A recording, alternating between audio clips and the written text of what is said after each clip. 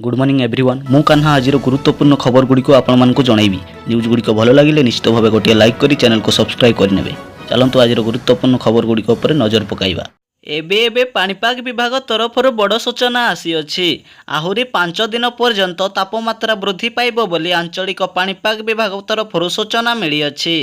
सही बड़ी उत्तर ओडिशा रे अर्थात केन्दुझर मयूरभंज बालेश्वर भद्रक जिले में काल बैशाखी वर्षा हेबार संभावना रही अछि बोली पाणीपाग विभाग तरफ सूचना मिली अछि। परवर्ती खबर 300 टंकार मिलिबो गैस सिलिंडर आसंता एप्रिल मासरू नुआ आर्थिक वर्ष आरंभ होबाकू जाउछि। आर्थिक वर्षर प्रथम दिनरू अनेक नियम परिवर्तन होबाकू जाउछि। एहीपरि गोटिए नियम पीएम उजाला योजना सहित जड़ित। तेबे पीएम उजाला योजना रे हिताधिकारी मानंकु 300 टंकारे सिलिंडर जगाई देबे सरकार बोली घोषणा करिसंती। तेबे एप्रिल मास 1 तारिखरू 300 टंकारे सिलिंडर मिलिबो बोली खबर मिली अछि। परवर्ती खबर सस्ता हैला लुहा रड जदि आपण घर तैयारी करिवार स्वप्न देखुछंती तेबे यह आपणक पई एक गुरुत्वपूर्ण खबर रही अछि। मार्च मास आरंभ रे लुहा रड रो मूल्य वृद्धि घटिथिला किंतु एही सप्ताह रे लुहा रो मूल्य कमिछि बोली जणा पड़िछि। पूर्वरो लुहा रड रो मूल्य क्विंटाल पिछा 6000 टंका रहिथिबा बेले वर्तमान लुहा रड रो मूल्य 4000 टंका रहिछि बोली खबर मिली अछि। परवर्ती खबर एप्रिल मास 8 तारिख रे भयंकर सूर्य पराग देखिबाकू मिलिबो। फाल्गुन पूर्णिमा रे वर्षर प्रथम चंद्र ग्रहण परे वर्तमान वर्षर प्रथम सूर्य पराग लागिबाकू जाउछि। आसंता मास एप्रिल मास 8 तारिख रे प्रथम सूर्य पराग लागिबाकू जाउछि। तेबे नासा रो कहिबा अनुसार भारत रे एही सूर्य पराग दृश्यमान हेबो नाही। तेबे एही सूर्य परागटी मेक्सिको कनाडा एवं उत्तर अमेरिका रे अधिकांश देश रे दृश्यमान हेबो बोली खबर मिली अछि। जदि आपण भारतीय बासिंदा अटंती तेबे आपण निज मोबाइल एवं टीवी माध्यम रे एही सूर्य परागटी देखि पारिबे। परवर्ती खबर एप्रिल मास 15 तारिखरू सबु मोबाइल सेवा बंद होइजिबो। जदि आपण 2G 3G 4G किंबा 5G मोबाइल व्यवहार करुछंती तेबे आपणको पई यह गुरुत्वपूर्ण खबर रही अछि। एप्रिल मास 15 तारिख दिन समस्त मोबाइल सेवा बंद होइजिबो बोली सूचना मिली अछि। तेबे काहेकि बंद हेबो चलंतु जानि नेबा। मोबाइल फोन माध्यम रे ठकई सेवा आरंभ हो जाइछि तेणु आपण माने भी सावधान हो जांतु। आपणको मोबाइल रो डाटा एवं बैंक अकाउंट भी खोला होई जिवो। साइबर रो एही ठकई पई एप्रिल मास 15 तारिख दिन समस्त मोबाइल सेवा बंद रहिबो बोली टेलीकॉम कंपनी तरफरु सूचना मिली अछि। परवर्ती खबर एप्रिल मास आरंभ रु नुआ नियम लागू हेबो। आसंता एप्रिल मास ठारू आरंभ होबाकू जाउछि नुआ आर्थिक वर्ष। तेबे एही पहिलारू देश रे बदलिबाकू जाउछि अनेक बड़ नियम। एथिरे पान आधार कार्ड एवं डेबिट कार्ड संबंध रे बड़ परिवर्तन हेबाकू जाउछि।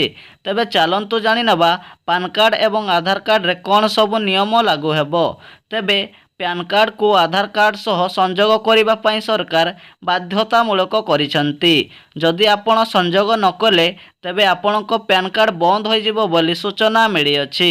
सही बळी एप्रिल मास आरंभरू फास्टैग रो केवाईसी अपडेट करिबा पई मध्य पड़िबो। नचेत आपणको कोनोसी स्थान को यात्रा करिबा समय रे टोल गेट रे बालांस देवा समय रे आपण माने असुविधा रे मध्य सम्मुखीन होई पारंती। जदि आपण फास्टैग रो केवाईसी न कले तेबे आपण मानको फाइन मध्य लागि पारे। परवर्ती खबर सकाळू स्कूल आसीबे पिला। राज्य रे खरा रे तापमात्रा हु वृद्धि पाइबाकू लागिछि। खरा को दृष्टि रे रखी राज्य सरकार आसंता एप्रिल मास 2 तारिखरू स्कूल गुडी को सकाळुआ हेबा पई निर्देशनामा जारी करिसंती। तेबे प्रथम रु द्वादश श्रेणी पर्यंत स्कूल गुडी को सकाळुआ क्लास हेबो बोली निर्देश करिसंती। तेबे सकाळ 7टारे स्कूल आरंभ होई 11:30 छुट्टी हेबो बोली राज्य सरकार घोषणा करिसंती। परवर्ती खबर बैंक अकाउंट थिले खुशी खबर आउ खातारो टंका कटिबनी। जदि आपणकर कोनोसी बैंक रे अकाउंट अछि एवं यह किछि दिन बंद हो जाइछि किंबा कोनोसी कारबार हेउ नाही तेबे चिंता करिवार किछि नाही। भारतीय रिजर्व बैंक नूतन नियम अनुसार जदि आपणकर अकाउंट रे बैलेंस नाही किंबा बहुत दिन रो आपणको बैंक खाता बंद हो जाइछि तेबे आउ आपणको अकाउंट रो बैलेंस कटिबो नाही एवं बंद थिबा अकाउंट रे मिनिमम बैलेंस बा सर्वनिम्न राशि न रखिले भी कोनोसी फाइन देबाकू मध्य पड़िबो नाही बोली रिजर्व बैंक ऑफ इंडिया तरफरु सूचना मिली अछि। ପରବର୍ତ୍ତୀ ଖବର ପ୍ରତି ଚାଷୀଙ୍କୁ ମିଳିବ 5,000 ଟଙ୍କା। ଚାଷୀଙ୍କ କଲ୍ୟାଣ ପାଇଁ ବିଭିନ୍ନ ପ୍ରକାରର ଯୋଜନା ଆରମ୍ଭ କରିଛନ୍ତି ସରକାର। ତେବେ ସରକାର ଏକ ନୂତନ ଯୋଜନା ଆରମ୍ଭ କରିଛନ୍ତି। ଯୋଜନାର ନାମ ହେଉଛି ପ୍ରଧାନମନ୍ତ୍ରୀ କୃଷି ସିଞ୍ଚାନ ଯୋଜନା। ଏହି ଯୋଜନାରେ ଭାରତ ସରକାର ବିହନ ଠାରୁ ଆରମ୍ଭ କରି ଚାଷୀଙ୍କୁ ଅନ୍ୟାନ୍ୟ ଋଣ ମଧ୍ୟ ପ୍ରଦାନ କରିବେ ବୋଲି ଘୋଷଣା କରିଛନ୍ତି। ଏହି ଯୋଜନାରେ ସାମିଲ ହେବାକୁ ଆହ୍ୱାନ ଦେଇଛନ୍ତି ସରକାର। ତେବେ ଏଥିପାଇଁ ଚାଷୀଙ୍କୁ ମାସକୁ 100 ଟଙ୍କା ସରକାରଙ୍କ ପେନ୍ସନ୍ ପାଣ୍ଠିରେ ଜମା କରିବାକୁ ହେବ ବୋଲି ଘୋଷଣା କରିଛନ୍ତି। ତେବେ ଏହି ଯୋଜନାରେ ସାମିଲ ହେବା ପାଇଁ ହେଲେ 18ରୁ 40 ବର୍ଷ ବୟସ ନିହାତି ହୋଇଥିବା ଆବଶ୍ୟକ।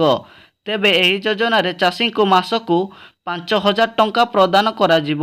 ଯଦି କୌଣସି କାରଣରୁ ହିତାଧିକାରୀଙ୍କ ମୃତ୍ୟୁ ହୋଇଯାଏ ତେବେ 50% ପରିବାରକୁ ପେନ୍ସନ୍ ପ୍ରଦାନ କରିବେ ସରକାର। ଅର୍ଥାତ୍ ହିତାଧିକାରୀଙ୍କ ମୃତ୍ୟୁ ହେଲେ ତାଙ୍କ ପତ୍ନୀଙ୍କୁ 2500 ଟଙ୍କା ପ୍ରଦାନ କରିବେ ଭାରତ ସରକାର ବୋଲି ଘୋଷଣା କରିଛନ୍ତି। ସେହିଭଳି ସହରାଞ୍ଚଳରେ ଚାଷ ଜମି ଥିବା ଲୋକମାନେ ଏହି ଯୋଜନାର ଲାଭ ପାଇପାରିବେ ନାହିଁ। ତେବେ ଉତ୍ତରପ୍ରଦେଶର ଚାଷୀଙ୍କୁ ଏହି ଯୋଜନାରେ 5,000 ଟଙ୍କା ମିଳିବ ଏବଂ ଓଡ଼ିଶାର ଚାଷୀମାନଙ୍କୁ 3,000 ଟଙ୍କା ମିଳିବ ବୋଲି ଭାରତ ସରକାର ଘୋଷଣା କରିଛନ୍ତି। ପରବର୍ତ୍ତୀ ଖବର ବିଜେଡି ଛାଡ଼ିଲେ ଅନୁଭବ ମହାନ୍ତି। ଓଡ଼ିଶାର ରାଜନୀତିରୁ ଆସିଛି ଆଉ ଏକ ବଡ଼ ଖବର। ବିଜେଡିକୁ ପୁଣି ଆଉ ଏକ ବଡ଼ ଝଟକା ଲାଗିଅଛି।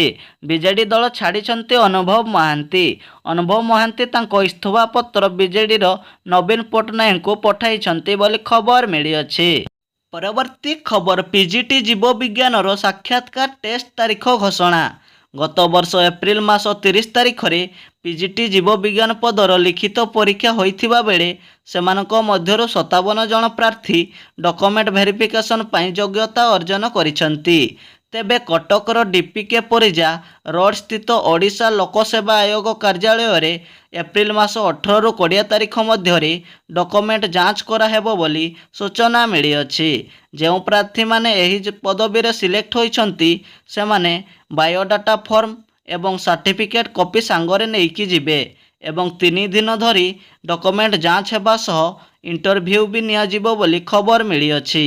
ନ୍ୟୁଜ୍ ଗୁଡ଼ିକ ଭଲ ଲାଗିଲେ ନିଶ୍ଚିତ ଭାବେ ଗୋଟିଏ ଲାଇକ୍ କରି ଚ୍ୟାନେଲକୁ ସବସ୍କ୍ରାଇବ୍ କରିଦେବେ।